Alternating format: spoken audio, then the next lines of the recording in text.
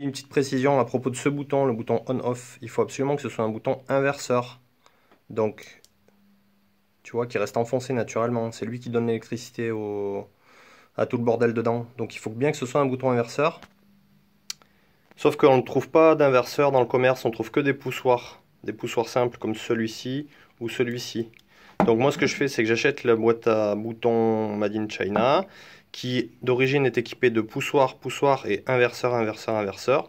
Sauf que moi celui-ci, je remplace l'inverseur d'origine par un poussoir que je trouve dans le commerce, celui qui est dans la liste. Ça me permet de récupérer l'inverseur pour le mettre au cul du boîtier. Donc moralité, celui-là, à terme, ça devient un poussoir pour faire le bouton reset. Donc le up, down et reset. Donc tu l'auras compris, il n'y a pas de problème si tu achètes les boutons chinois. Si tu n'achètes pas les boutons chinois, il te faut un bouton inverseur pour mettre au cul du boîtier. Donc libre à toi de mettre un bouton de ce genre-là, puisque les boutons ronds comme ça, en inverseur, j'en ai pas trouvé. Donc tu peux mettre ça, tu peux mettre ça, tu peux mettre ça. De toute façon, vu que c'est sous le boîtier, c'est relativement peu exposé à la pluie. Et si tu veux, il existe des modèles comme ça avec des petits capuchons étanches. Donc libre à toi de faire comme tu veux.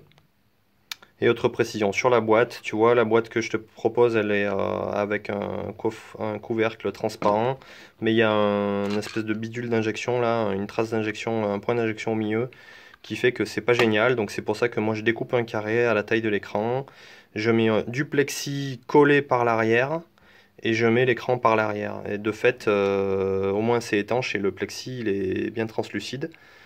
Et pour que ce soit pas moche, j'ai peint par l'intérieur. C'est pour ça que ça a cette allure de blanc transparent par-dessus là, voilà.